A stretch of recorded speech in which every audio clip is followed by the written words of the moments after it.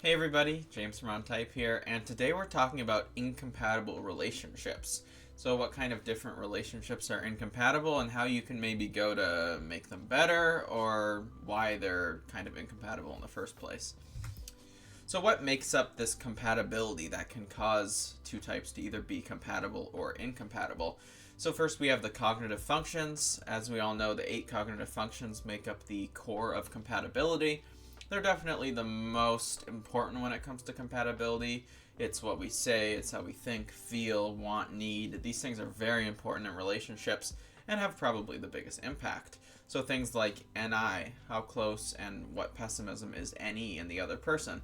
If you have SE, where's that person's SI? That's going to make up how compatible you are and what that kind of relationship will look like. Then we have interaction styles. This is really important, especially when it comes to the beginning of relationships. So kind of how you talk to each other, things like how much you might talk, what kind of way you might talk, whether you initiate or respond. If you're both responding types, how does that play into a relationship? So that definitely is part of it as well. Then we have temperaments, things like if one is an artisan temperament and one is an idealist, how is that going to play into it? How is that going to be different? So all these different types of incompatibility that can happen between the types. So let's first look at the most important one, the cognitive functions. So we have NI that wants NE, we have SI which wants SE, FI which wants FE, and TI which wants TE. So these 8 cognitive functions are kind of searching for each other. So for example, if somebody has very high NI, they're very driven, ambitious, they have a lot of willpower, they always like to make decisions, they're very creative. They're looking for somebody who has extroverted intuition, someone who likes to inspire creativity, who likes to kind of give people choices, go with what other people want to do. Someone more flexible, someone who is, complementary to their disposition. And so if somebody had very low extroverted intuition, they might be more stubborn, they might want to do things their way, and that would cause some incompatibility. So there's some incompatibility between these functions. If someone has very high extroverted intuition, they want someone else who's very driven, someone else who has a lot of plans and who's very decisive. So if somebody has very low introverted intuition, there'd be a clash there because they'd want the other person to make the decision and they don't know what they want, this person doesn't know what they want, and that can be very hard when it comes to compatibility. So it's nice to have a little bit of both kind of close to each other. And then we have introverted sensing and extroverted sensing. Extroverted sensing might want to impact someone, show someone something. If that person has a higher amount of introverted sensing, they'll be willing to pay attention, they can enjoy that experience, they can remember it, all the things that person wants. If that person has very low introverted sensing, they're not going to want to pay attention, they're not going to want to, be too consistent, they're going to want to do their own thing, they're not going to want to stick around as much. And so that can be an incompatibility issue as well, is that those functions just aren't going to kind of complement each other if they're in different spots. If someone has very high introverted sensing, they're going to want some comfort, to be, kind of eased into things, to be given a good experience, to be shown things, taken places. But if the person has really low extroverted sensing, they're not going to be as confident with that ability. So there'll be some incompatibility there as well. If someone has high introverted feeling, they're definitely going to want to express their feelings, their morals, their principles, their internal sense of good and bad. And if someone has very low extroverted feeling, they're not going to really care as much. Whereas if someone had high extroverted feeling, they would care more about that person's feelings, and that would have an easier time kind of working within a relationship. So there can be a lot of incompatibility issues with that. If someone has very low extroverted feeling, they're not going to be as nice as, maybe dance around certain issues. They might be more blunt. And for an introverted feeler, they really love absorbing people's kindness and how people are going out of their way to make them feel good. And if someone's just not bothering, they're just saying whatever is on their mind, it's going to be an incompatibility issue there. And then we have introverted thinking versus extroverted thinking. Introverted thinking, looking to speak its mind, be honest. Extroverted thinking, looking to hear the truth, learn. If someone has very low extroverted thinking and they're not really wanting to learn new information, there's going to be an incompatibility there. If somebody has really low introverted thinking and they're not super honest, they're not very blunt, the extroverted thinker might not really know if they can believe them. So there's going to be incompatibility issues if they're at different levels. So for example, different kind of incompatible relationships, things like an ESTP and an INFJ, or an ESTJ and an INFP. All these kind of relationships have some incompatibility, and we'll dive into a couple of these and kind of talk about how they might work. So let's look at an ESTP and an INFJ. So this is kind of an incompatibility issue because these types are so alike one another. They kind of want the same things, and that can work if they're not dealing with each other one-on-one too much in maybe a more team environment, a more casual role. But when it comes to a kind of a really intimate, close relationship, there's definitely going to be problems. As we can see here, the ESTP has extroverted sensing first, which means they want to examine people's, actions. They want to look at what people are doing. They want to kind of learn from people's experiences, learn from their past. They want to adopt their healthy habits. Whereas an INFJ, they don't have any habits. They don't have healthy habits.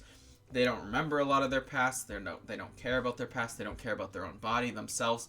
And as you can see with the line, that SE is looking really, really low for that SI. It's going all the way down, first to eighth. So that can be really hard in a relationship because they're going to constantly want to impact them, and the INFJ is just going to not want to even pay attention. They're not going to want to have to look at things or be obligated to things.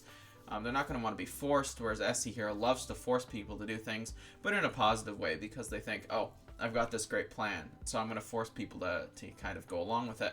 And that can work if somebody kind of has that disposition that's compatible, but in this situation, an INFJ wouldn't enjoy that experience. So even though the SE hero would be trying so hard to give a good experience, it would fail, which would really end up kind of causing a problem because they feel like I'm doing everything I can and it's not working. And that definitely is a problem. And then we have introverted intuition hero for the INFJ. They're looking to make the plans. They're looking to be decisive, be the leader. And an ESTP has any demon because they have NI aspirational. So they really aspire with trying to be a leader, trying to make their own decisions, follow their own path, have their own freedom and creativity. And that's great when other people are following along, but there gets to be a clash. It's almost like having two leaders. It's hard to kind of make that work because the INFJ is going to want to make all the choices, and two people can't make the same choices all the time unless they're willing to flex. But unfortunately in this relationship that would be something that would be very challenging. So that gets a little bit into the incompatibility of these types. We also have more incompatibility as you go down in the functions.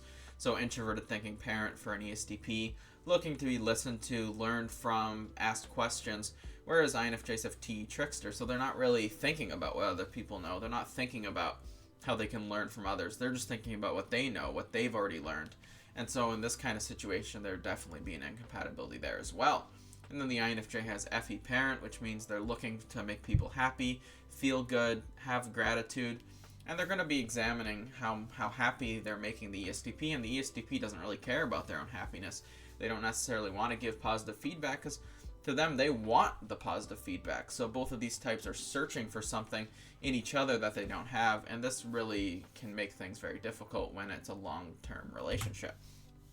Same with an ESTJ and an INFP. I took the arrows out because I thought they were maybe a little bit confusing. But as you can see, the functions that they're looking for are very, very hard to find. So TE hero for an ESTJ, look where the TI is in correspondence, right? The extroverted and the introverted ones, you want them as close together as possible. That's what creates compatibility. And there's a little bit more to that with certain optimisms, like hero to child can be better than hero to parent sometimes. It really depends on a lot of different things. But if you have TE hero versus TI demon, this is a huge incompatibility issue. And so for that TE looking for that TI, it's going to be very hard. So this is something that just happens.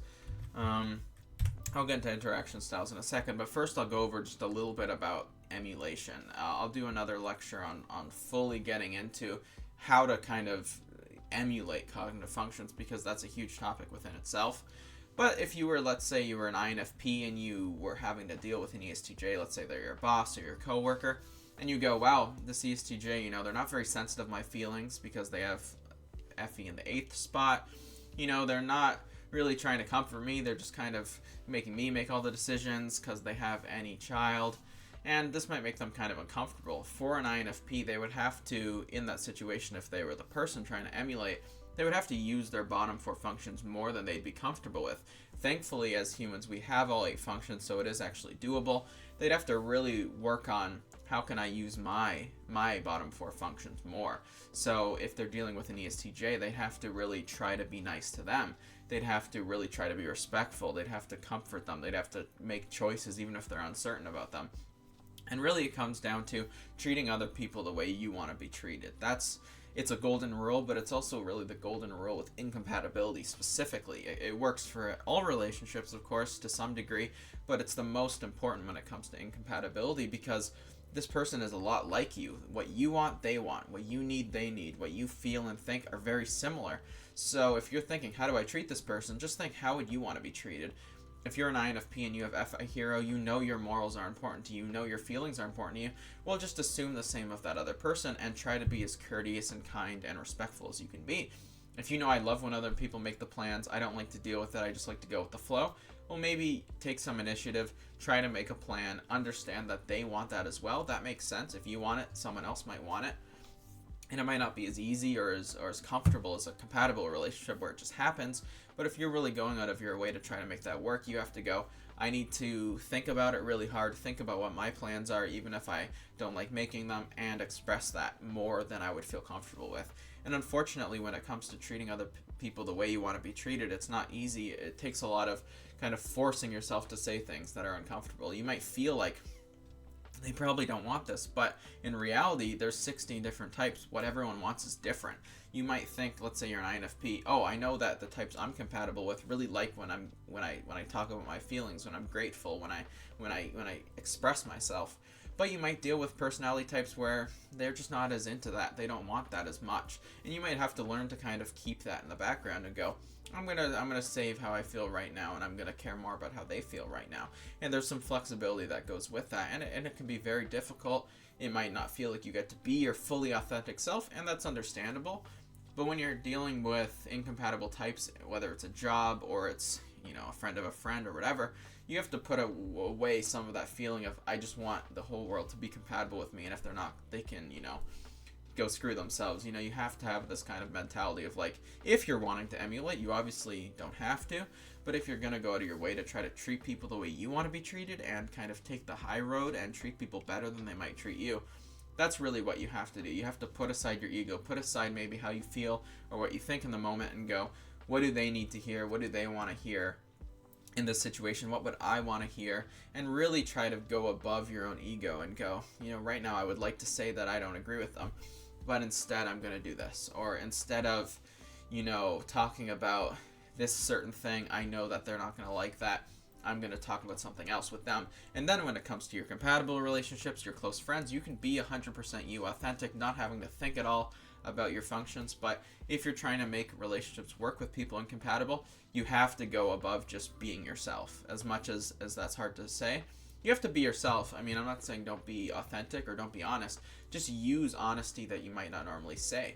You might kind of want something, but you might not express it. But if you're with someone who wants to hear that, you have to go out of your way to express that part of yourself more. So it's not about lying. It's not about being fake. It's about, I'm going to express a different side of myself. Normally, I might not express these functions, but for this person, I'm going to put some effort into expressing them more because I know it's important. And you can use whatever logic or rationale or moral or ethical reasons for doing that. Go, it's my moral obligation to treat people the way I want to be treated, and because of that, I'm going to use these functions more, even if it's not my primary way of communicating. And understanding, this is secondary to me, but it's important that I don't just have one primary way of communicating with people.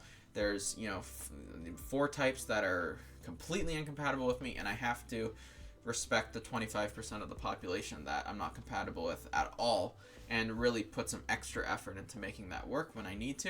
And it's okay if you go, you know what, I'm going to emulate when I'm around them, but I'm going to spend most of my time with people I'm compatible with, and I can just be myself. That's understandable. It's understandable to want to be comfortable and just not have to think about it, totally.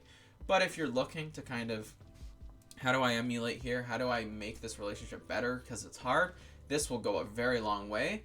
Limiting the amount of time with them will go a long way too. It'll make it easier because eventually it can feel pretty exhausting and burn out and not last if you're expecting to have a long-term relationship with someone you're incompatible with. It's kind of setting yourself up to fail, even if you know the functions, because you can only emulate so much for so long before it just becomes kind of a bad experience, which they'll pick up on and it'll start to break down.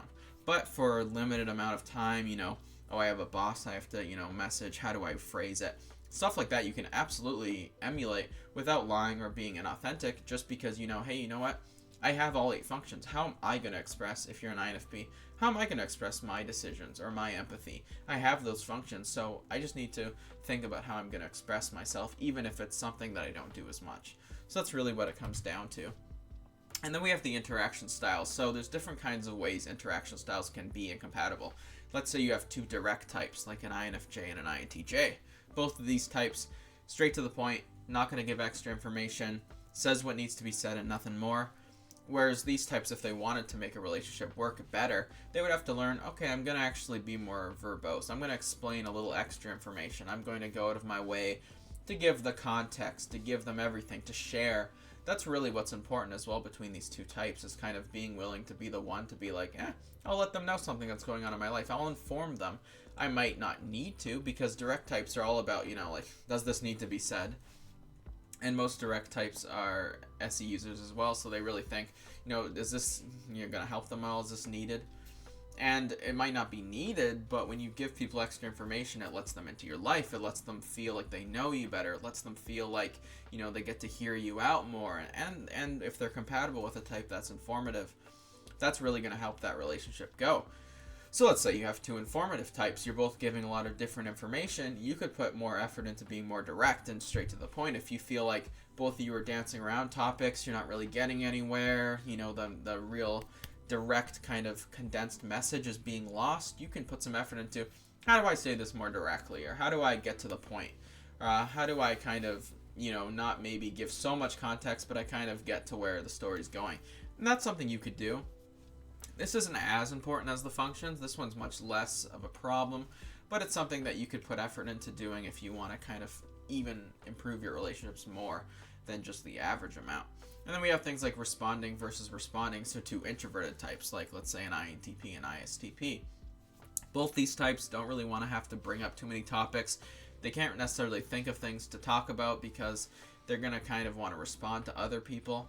And a way that you can make this relationship better, as hard as it's going to be, and like I said earlier, this might not be something that is easy. You might not be able to do it for a long amount of time, but short bursts, it can really help your relationships, especially with people that you only have to interact with for a short amount of time. Things like, I'm going to think of a topic to talk about. I'm going to, I know, let's say you're with an ISTP, I know that they're thinking and wanting all the time. I'm going to ask them what they think about this. I'm going to go, what do you want to do today? You might go, what's your plans for the future? What do you, just asking what they want to kind of talk about. That's an extra level, but going a little more simple than that. If you know they're an introvert, you're an introvert, just put the effort in to talk more. It's kind of a simplified version. It's not as, precise as maybe emulating their exact functions, but you don't have to do that. You're both not talking a lot. Be the one to go out of your way to treat them how you want to be treated and go, you know what? I'm going to put my extrovert hat on, go into that side of my mind, and I'm going to initiate. I'm going to ask them questions. I'm going to talk about myself a little more than I'm used to, and I'm going to make this interaction more enjoyable for both of us, because you might think, oh, what do I kind of get out of that? And it's definitely true. Sometimes emulation is just selfless. It's not always for a gain. You might feel like, well, they're not doing it for me. It's not really fair. They don't even know about my type. Why would I bother? I'm not getting any credit for this. And that's all true. That's definitely part of it. But it's important to think about, how would I want to be treated, and treating people better than they treat you. And if you're both quiet and you have that empathy for them, knowing what it's like to be quiet, maybe knowing that it can be awkward, knowing that it can be hard to think of things, and going out of your way to put in that extra effort to initiate, put in that extra effort to talk, that goes a long way. And that kind of kindness will not only make your relationships better, but they will make the world better overall. Because if everyone acted like you, everyone put in that effort to use their secondary signs of their mind to make their relationships better, things would be so much easier. And that's a really admirable thing to do. So it might not always be for self-gain, but it's still an important thing to do. Same with if you have a friend, you're both introverts, you might think, oh, I'm looking at my phone, they didn't text me today, they haven't asked me to hang out. You might think, well, you know what, I'm sitting here wanting them to ask me to hang out. Maybe they're sitting there wanting me to ask them to hang out. And just using that extra kind of step thinking of going, if I want them to initiate with me, maybe they want the same thing. And understanding they're a lot like you in that way. So going, I'm going to be the one to text them first, even if it's kind of scary. I'm going to be the one to ask them, how they're doing, or call them up, or kind of invite them. And I'm not saying have a one-sided relationship, but sometimes understanding that person and understanding that they're kind of similar to you and they might have a hard time with that can make your relationships better. Initiating versus initiating. This one's more easy because socially both types are more extroverted. They want to interact with each other. They're going to talk for longer. This one's not as, important of an incompatibility issue. But at the same time, you could go, you know what, they want to talk about something. I'm not going to interrupt them. They want to talk about this topic. I'll stay on this topic. I won't, interrupt them with something new that I want to talk about. So there's still work to be done there with initiating types where they can try to be a little bit quieter, let the other person express himself, let the other person guide the conversation, and they can kind of take a back seat sometimes, and that's a way that those types could kind of work together to have a more compatible relationship. And then we have temperaments, so things like incompatible temperaments. This one's it's less important than the other two I discussed, but things like artisan versus artisan, if both types really want freedom and both types are very concerned with creating, that can be a clash. That can be a source of, camaraderie relating to each other, so that can be good. But it can also be a source of, we both kind of want the same thing, but they're kind of different, and that can be a problem. And so, kind of going out of your way to understand them is important as well, and kind of understand what they want.